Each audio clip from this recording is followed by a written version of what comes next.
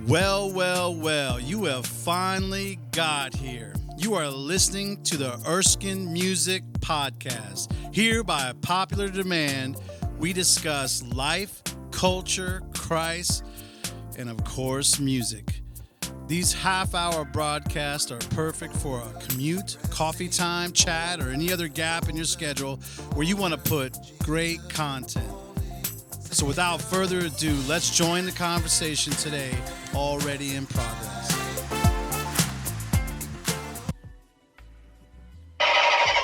Sorry, we started class late today.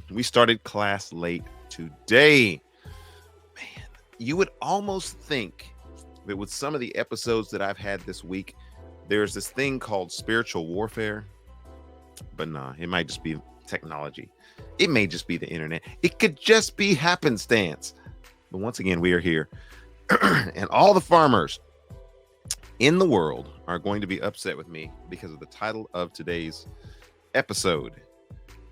Don't watch corn. But the C really should be a P. If you know what I'm talking about.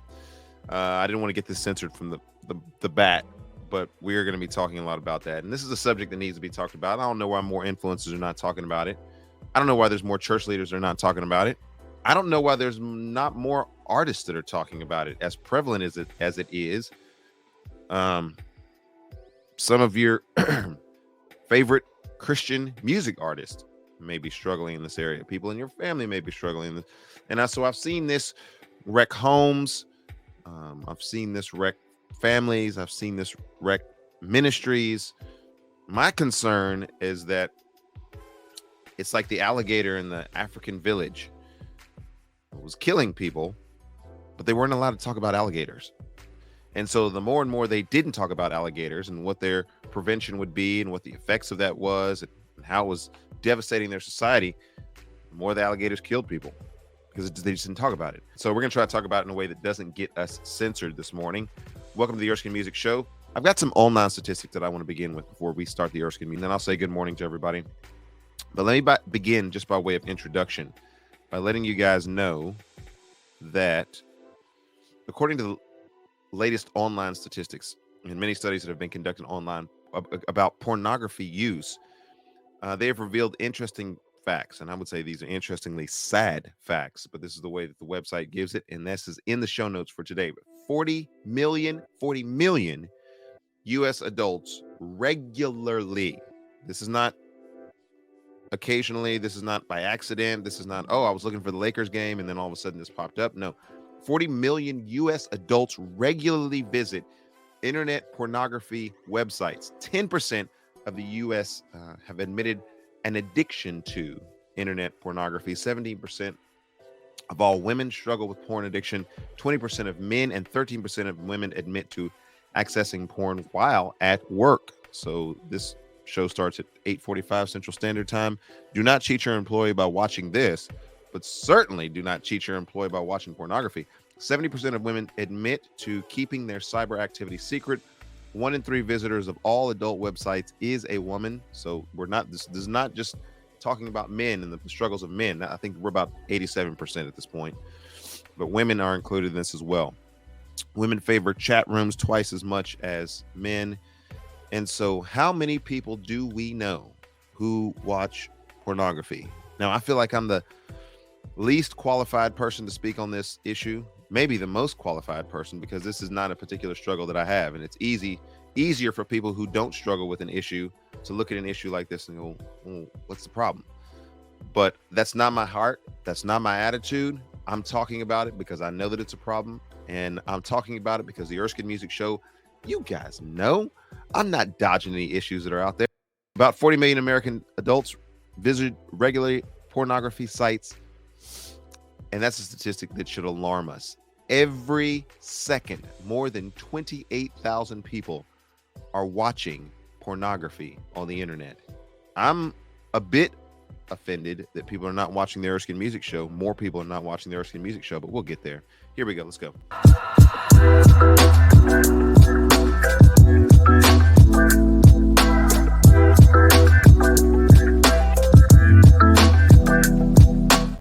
Top story for today. Stop looking at corn.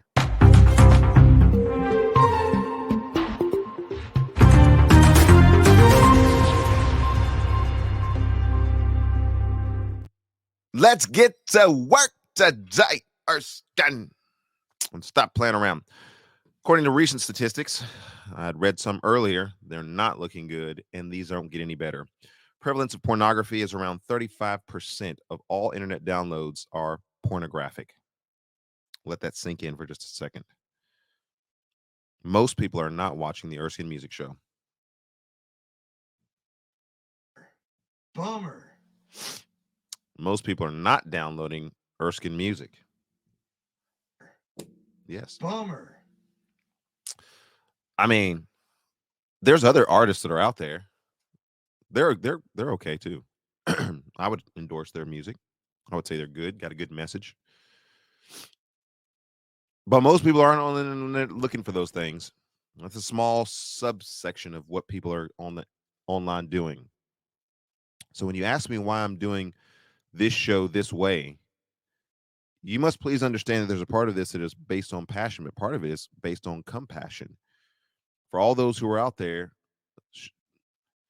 I know there's a lust of the heart, but if we're not giving them other options that are good options for them to look at and for them to see and for them to view and for them to fill their mind with, I'm not saying it's our fault for not being creators. I'm just saying I want to be a content creator that puts something good out there, that puts something challenging out there, that puts something healthy and something beneficial that's out there. And I'm sure that you could look at some of the episodes and be like, Erskine, you're an idiot. Sometimes you're not helpful. All right. Well, the flaw is mine, but it's never Christ. And so maybe the best thing that ever happens on this show is not necessarily the music, although that's fire. But it is the devotion that we do. I'm just keeping it real. Just keep it a buck. My commentary, could be wrong. I'm not, but I could be wrong. And in relationship to that, still the best thing that happens on this is the devotion, God's word being read. And that should matter for something, because as the statistic says, there's around 35% of all internet downloads that are pornographic. As the internet grows exponentially, the amount of porn on the internet also increases. However, the amount of pornography available may not be as much of a problem as the ease of access. If we had a land full of bullets and we walked around and there was like bullets everywhere, there's land, but nobody in this world had a gun, bullets wouldn't be killing that many people. It is the access to the two of those things that is causing a problem. This ease of access means that the intentional or inadvertent exposure to porn is increasing among minors. Exposure to porn as a child or a teenager can lead to unhealthy ideas about sexual relationships. The internet is not the only source of pornography on the market. A study conducted in 2006. This is 2006 study. Why does the dog come in every day at this time? But it found that 84% of people between the ages of 18 and 49 to watch pornographic films, either rented or television. We don't rent films anymore. It's more accessible than it was then. Another 82% had viewed pornographic magazines. And so I want to bring to the show today Jordan Peterson. This is good. Let's watch this together, and I'll react to what's going on here. Let me get my head out of the screen. Let me put my head in the screen, Jordan Peterson. All right. So this is him talking about the issue of pornography. And let's hit this head on today. It doesn't look to be like pornography is really a very good idea. Okay. So let's just make that a flat statement. Well, that certainly gives a sense of why people enjoy this show. Very engaging, very heartfelt. We will return to the conversation in a few moments, but first, let's thank our sponsors and you for all your awesome support. Moody Radio's Dawn and Steve Morning Show, Life Action Ministries, Fellowship of Christian Athletes, and Holt International. Thanks so much to our partners who make such a difference.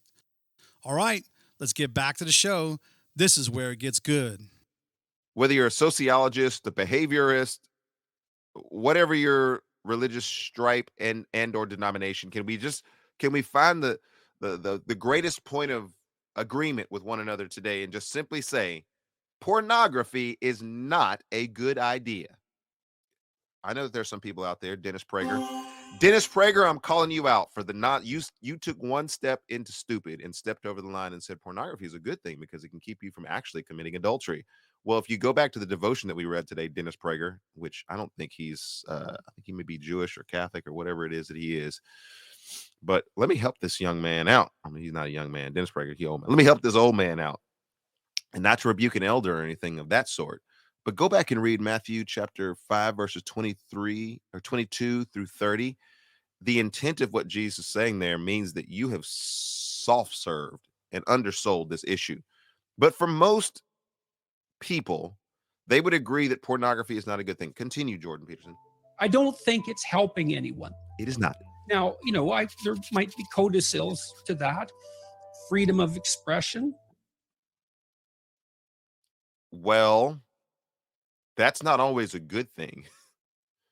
There's a lot in the LGBTPQNLMRNO plus ampersand community these days that is talking about a freedom of expression to the point where it is all I'm saying almost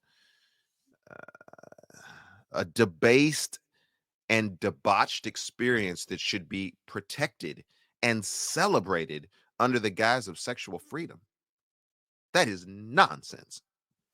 Some potential educational utility. The education. Well, we're not factoring what God has to say. And so what education are we really giving ourselves? The book of Proverbs says the fear of the Lord is the beginning of knowledge. And so if we're educating ourselves without that as the starting place, we're not really educating ourselves. We might be insulating ourselves. We might be dumbing ourselves down. We might be in Romans chapter 1 suppressing the truth that's around us, but we're not educating ourselves. So let's not fool ourselves into thinking sexual education means that there must be an exploration into pornography and pornographic images that helps us to teach on the subject. That's nonsense. That is a bummer. pleasure that's a consequence of sexual utilization of pornographic material. And so Jordan Peterson does say a lot about the lack of utility and lack of social, mental health benefits related to masturbation. But I would still This say, is not his. seeing all that, that it's not a net social good. It doesn't do the people who produce it or who consume it any good. It doesn't do the people who produce it or consume it any good. I have heard from, and I hate to even have to use this term, but I have on Ruslan and some other shows seen people who were interviewed who were part of the porn star industry. I don't watch that material, and so I wouldn't know any of these people or OnlyFans or folks that are out there who have talked about the dehumanizing impact of what that did in their own lives, other people's lives, the people who were a part of that. And so I just want to say today, I know that there's probably some people who watch this at some point who'll say, I'm not doing anything. I'm just filming the people and I'm getting paid a paycheck. There's other ways to get paid besides taking advantage in an inappropriate way of someone's son or someone's daughter or someone's husband or someone's wife. You do know that you're complicit in that as well. And we're going to talk about something big in just a few moments. That's the first S word that I want to give to you today. And I don't believe that anyone feels like a better human being after utilizing pornography for sexual gratification. Now, Or you might industry. say, well, that's because they've been shamed about sex since they're born. And, and that's a consequence of our crooked culture. And, in a utopian world, we wouldn't have that. Wait a minute. I just noticed this. I have that same exact shirt. I know that he got that from the Buckle. That's the place that I shop at. I'm sorry. I just now noticed that shirt is a shirt that I will wear often to some of my shows. I think it's in the Only Love video. I didn't know anybody else had that shirt. I've never seen it with anybody else, but that's a cool shirt. It's one that I wear. I digress. Shame and no. All right. So let's get down to brass tacks today. Shame.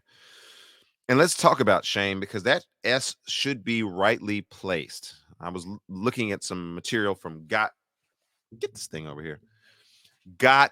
What is it? Got questions.org. Gotquestions.org. And they were talking about shame and regret.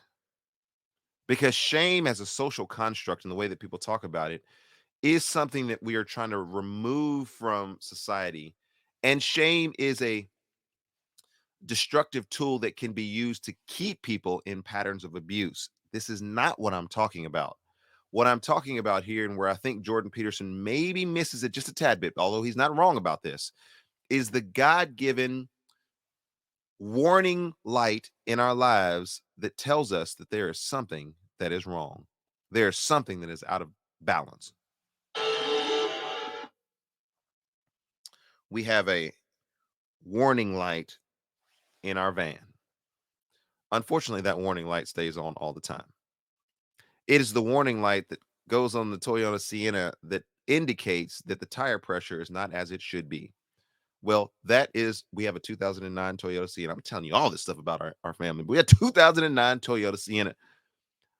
The functionality of that has malfunctioned at some point. And so instead of spending hundreds of dollars to replace it, we just know that we need to now go and check the tires for the appropriate pressure ourselves, because the warning light that indicates that something may be wrong is malfunctioning.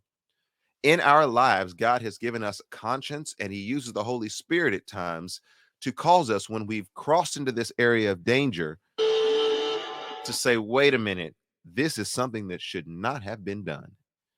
And oh, that we would preserve in our culture, not the dehumanizing, not the destructive impulses that are related to shame and the way that shame can be used, but oh, to God, that we would remain fixed on having and preserving the scriptural, biblical, Holy Spirit initiated shame that should come into our lives.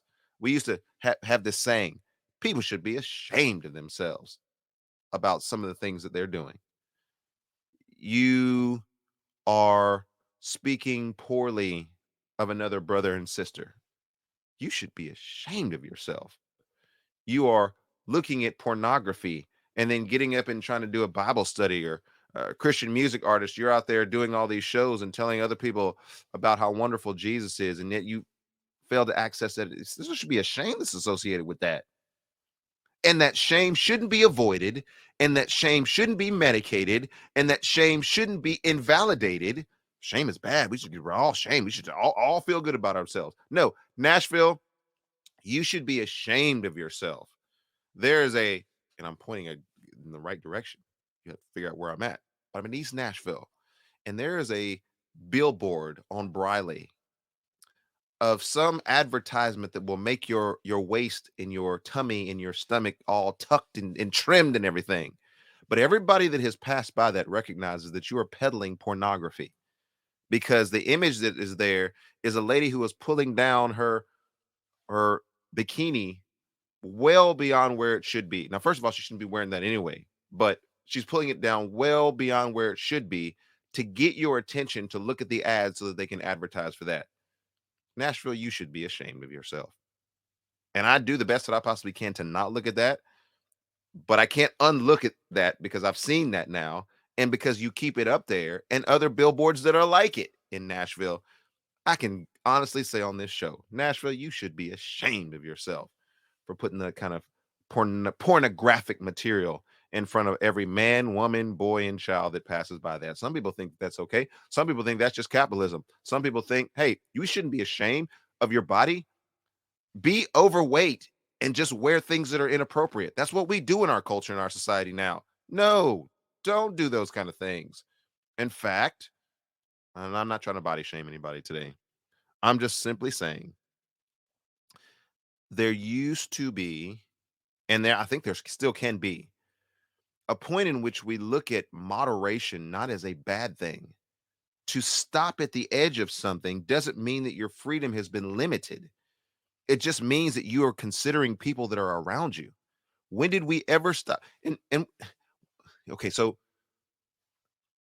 we are getting to the place where we have become so insulated in our own minds that we don't consider the people that are around us. And that's my main issue. Not to body shame, not to any of those things, people who are out there, their expressions, but what is the impact of that on people that are around us? We don't even We have blown through that gate, and we care little about what other people think or how other people are affected by something. And then somebody raises their hand and says, but wait a minute, there's always somebody that's going to have a problem with something that's out there. And yes, there's people who always have a problem with things that are out there. And so I'm going to answer that question at the end. That's why we need community. That's why we need the church. That's why we need the church to be flourishing in our culture. All right, continue, Jordan Peterson. It's way more complicated than that. And I read something in one of the YouTube comments in my video the other day. I was talking to Abigail Schreier about the apparent fact that today's teenagers are having much less sex. One person commented that there's the shame that men feel when sex is a spectator sport rather than a participatory act. So my first S was shame. And then you think, well, you know, the mere fact that you're watching two other people, one of whom isn't you, having sex instead of having sex, really implies something either about it implies something about your desirability. It's pretty hard to shake that, isn't it? Or your courage. Why is it that you're sitting there alone at night with your laptop on your lap? All right, Jordan Peterson. Well, you probably already know that when you hear that sound, there's music on the way. After all, this is kind of a music show. Sit back and enjoy. All the music can be easily found on your favorite digital distribution channels. Turn up the volume and here we go. All right, friends, this song is called Circles. No more going in circles. Let's come out of those cycles of addiction in our lives. May this song bless you and encourage you. It is Erskine music. It is mine. So algorithm, hit it up.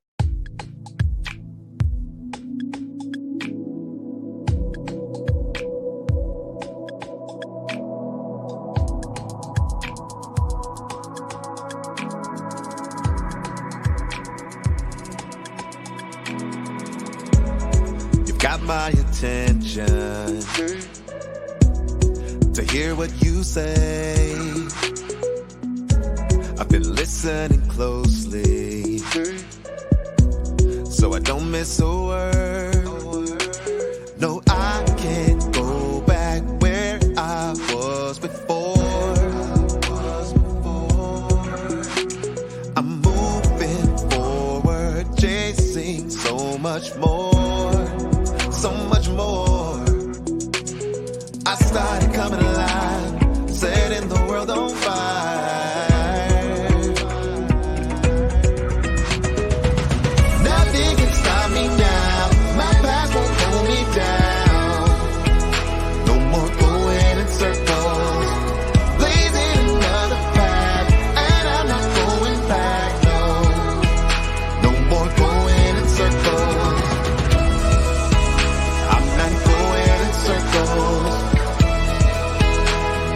Going in circles.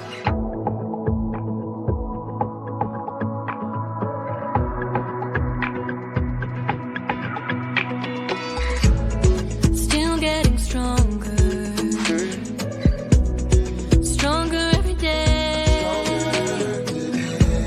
Emotions that held me don't hold me anymore. No, I can't go back where I was before.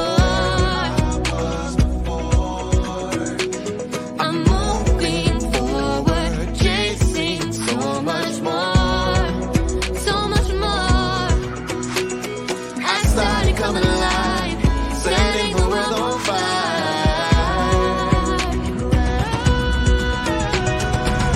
Nothing can stop me now. My past won't hold me down. No more going in circles, Blazing another path, and I'm not going back.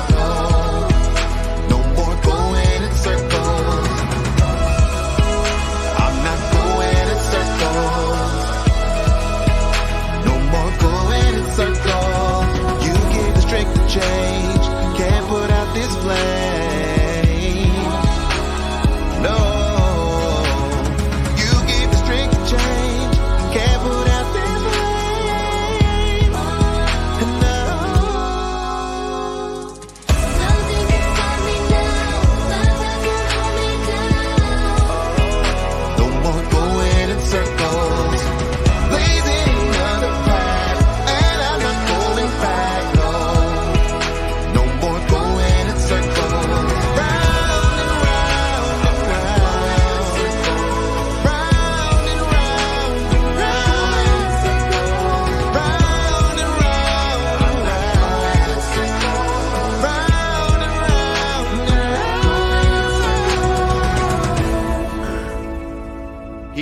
champion of self-esteem in young men 18 to 30 who feel down and out and who feel disrespected and who feel depressed and who need somebody to believe in them. Jordan Peterson is your champion. He's made millions of dollars among this age group and others who bring him in to talk about this. And so he is sort of risen to the ranks of those who need self-esteem, young men who need self-esteem.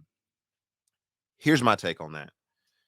Not taking away anything that Jordan Peterson is doing, because I actually think that he's doing a service to the very disenfranchised, impacted youth of America, the youth of the nation. He's speaking your language. He's telling you to get out of the basement, stop being a loser, wipe the Cheetos off your hand, go and do something productive with your hands, stop masturbating, and get out there and be somebody in this world that a woman might actually want to marry, because you're actually doing something, because you actually have a vision, because you actually have some balls and you're actually doing something that might actually attract a woman to a person of strength. So stop spending your life masturbating, stop spending your life on pornography.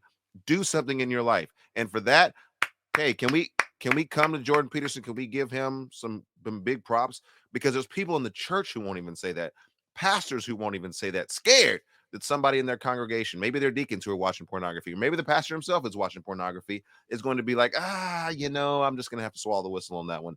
So first of all, I just want to applaud Jordan Peterson for actually talking about this whole issue of self-esteem and identity. The reason why you feel like a loser, Jordan Peterson would say in short, is because you are a loser, because all of your actions and tendencies have to do with being loser-ish. You're a loser sitting there with your laptop. You're not going to have sex because you'd rather watch other people do it. And that's not the way that we were designed. So let me backtrack for just a second and just say this. Thank you, Jordan Peterson, for actually being bold enough to approach the issue.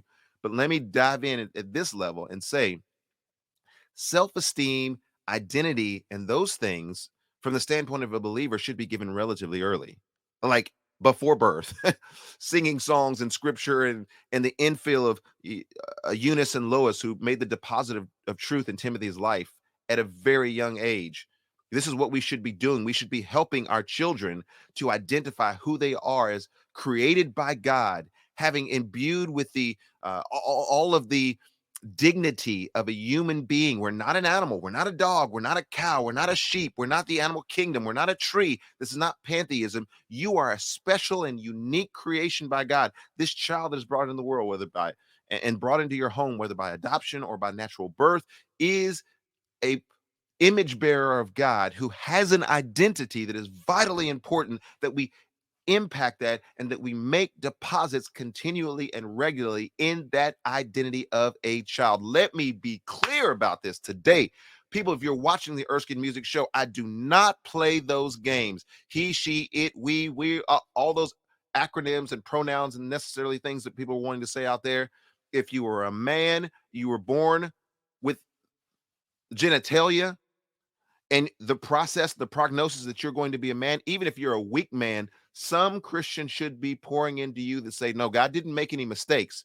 You might be weak now, but the Lord has used a lot of weak people to do incredible things. Where's the gospel choir when you need them? Hallelujah. God has used a lot of weak people to do some incredible things. And so let's not worry about the fact that you're weak, that you're not the strongest, you're not the fastest, you're not the brightest, or that you're not the most Herculean person that's out there. No. We're going to deal with that, because the deposit of who God has made you is so important. So if you're a young man, you're going to grow up to be a man. If you're a young woman, you're going to grow up to be a woman. There's none of this confusion. Confusion is of the world. Confusion is of the devil. There should be no confusion about the fact that you were born with the apparatus that God gave you for your good. The reason why there's so many people who are impacted negatively by this whole identity search and this sexual voyeurism and this sexual freedom is because in some part, not all, Christians are not making the necessary deposit to tell people who they are in terms of their identity. And we're letting the culture sit back and just foist all of these things upon people. And the more pornography that you look at, friend, the more you go down the route of pornography and masturbation and all of those different voyeuristic things that are out there, the less you will be inclined to understanding your identity. Look at Mr. Beast's friend. And we did an episode on that a couple of weekends ago. Mr. Beast's best friend had to divorce his wife because he doesn't know if he's a man or a woman. Man, What the hell's wrong with you? what the hell is wrong with you? Jordan Peterson says. Jordan Peterson, who's not even a Christian. That's why I'm applauding him and just saying, Jordan Peterson, let's roll the tape back. And I don't know if there's any comments in the comment section. I don't know if they're gonna let this one come through. Satan may not let this one come through today. Jordan Peterson, let's hear. You have no courage. You have no courage. You have no identity. Mr. Beast's best friend, who's sitting there whacking off to all of those little anime things that he used to post on his Instagram about. No courage. You don't have the courage to stay with your wife and the courage to raise your kids. And I'm not coming at Mr. Beast's friend Chris like that, because like all of us are idiots. Like I get that part of it. I have been there. I have done that. But somebody ahead of me said you don't have to stay in your idiocy. You can actually come out of it. Paul would tell us that we are to grow up into maturity. When I was a child, I spoke as a child, I acted as a child, but when I became a man, I put away childish things. There had to at least be, Paul said it first, but there had to be at least some examples of that in my life so that I could see, you know what? I won't always be an idiot, because I could probably be like that guy. And that guy who has a family, and that guy who has a business, and that guy who has some credentials to his name. I remember getting my bachelor's degree. And I remember sitting in the stands and sitting there and getting ready to receive my degree from East Tennessee State University. Also, my big smile on my face, had my hat, cap, gown, sitting there. All right, before we get to this proceeding, we're just going to go ahead and we're going to let those who have received a master's degree come through and get their degree. I'm like, dang, they got something that I don't have. They got more education. They got more credentials. And I remember sitting there moments before receiving my master's degree and said, we're going to acknowledge the doctors that are here. Dang, they put in that work. Man, I want to be like that someday.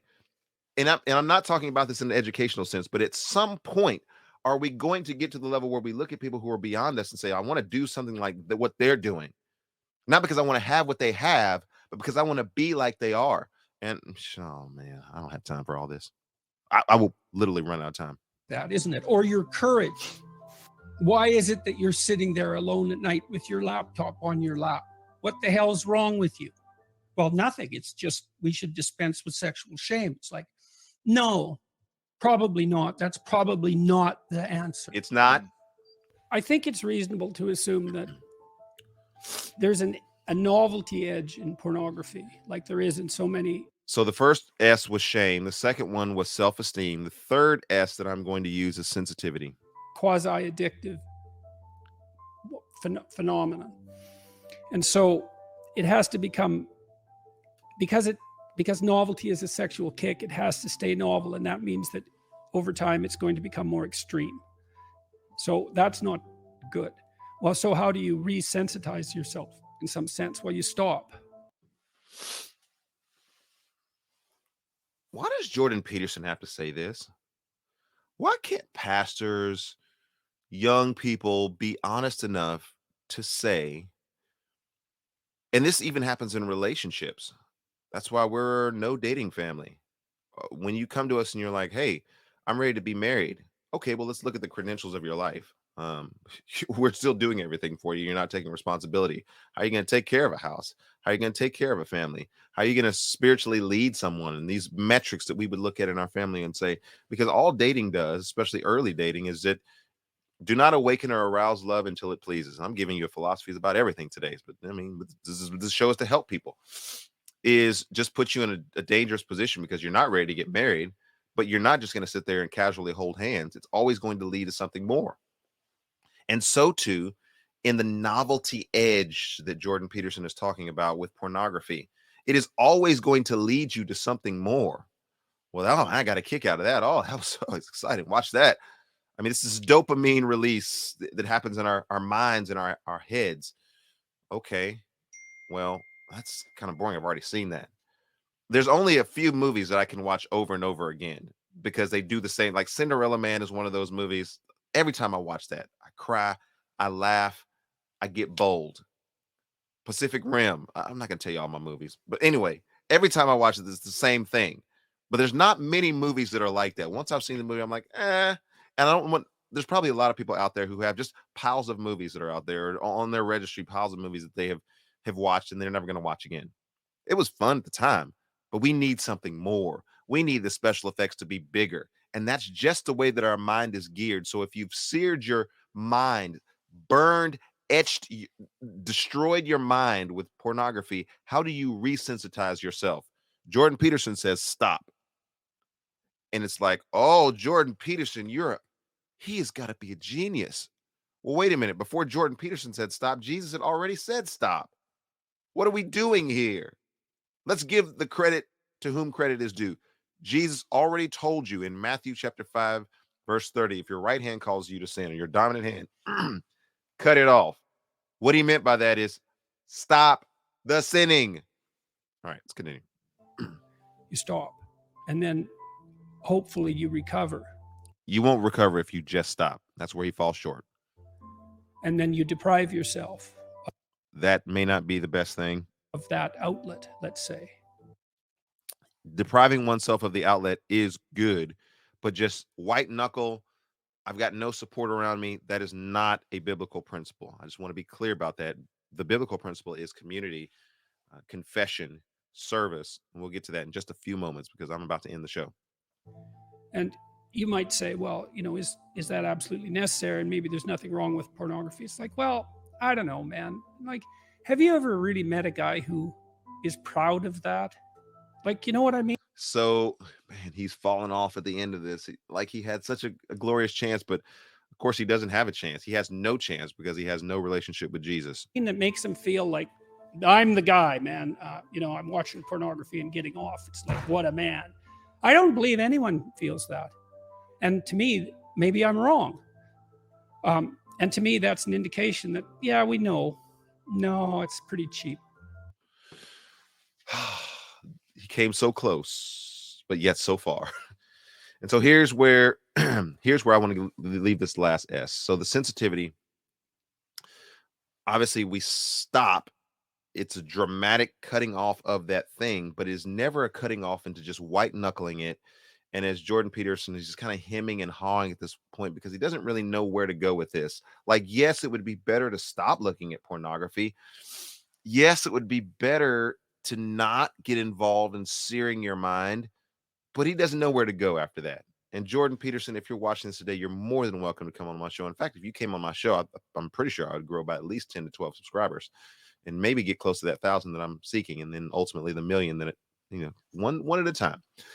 But man, he just cannot see what it means to be a follower of Christ. And Jordan Peterson, if you're watching this today, I just want to one more time tell you, I ain't even mad at you for making as much money as you have off of Jesus principles.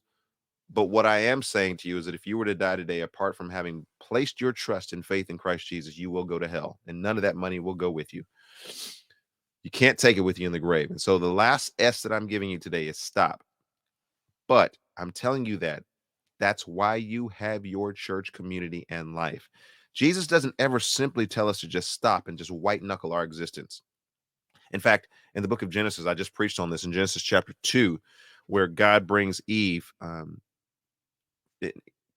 the rib of Adam, from alongside Adam. There's now corresponding bone of bone, flesh of flesh, and he gives her to the man, and that becomes his wife. We were made for relationship. We were made for community. We were made to be part of a church community. And for those of you who can subsist or exist by living online, watching church and feeling like you've done something, or being in the massive crowds of those who are singing worship songs and raising your hands, that is not biblical community. I've been to many of those places. In fact, I go to those places to see what kind of songs are current that I'm going to add to my playlist. I don't go to those types of places for community.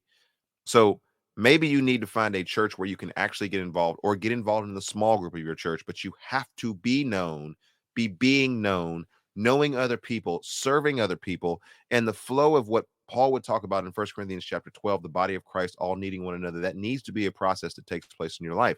You need to learn to serve others. You need to know. You need to be in a place where you are known by others so that they can know, hey, this is something that I'm seeing in your life. This is a characteristic that's not right in your life. But if you don't have that biblical community and the authenticity and the nearness of people around you, Jordan Peterson's way is not going to help you. Just stop. Okay, pornography is bad. Okay, can we all agree that pornography is bad? Then stop looking at pornography. And he's saying in a very kind of docile way, and I think people like the way that he speaks because he doesn't just forcefully come at people. I guess, probably, we probably, okay. At the end of the day, when all things are considered, you probably should stop. If you need me to say it that way so that you actually understand that what Jordan Peterson is saying is not going to help you. What is going to help you is by being placed in a biblical community. So my stopping here, the final S here, is not just to say, man, you're bad, you're wrong, but the warning bell has gone off in your life. You've done something that transverses the law of God. It breaks the boundary of the law of God. That's shame that's brought in your life, and that's good. That's a good thing. Going back through the S's, and I'll be done with this. Self-esteem, understanding your identity. I was not made to live this lowly existence.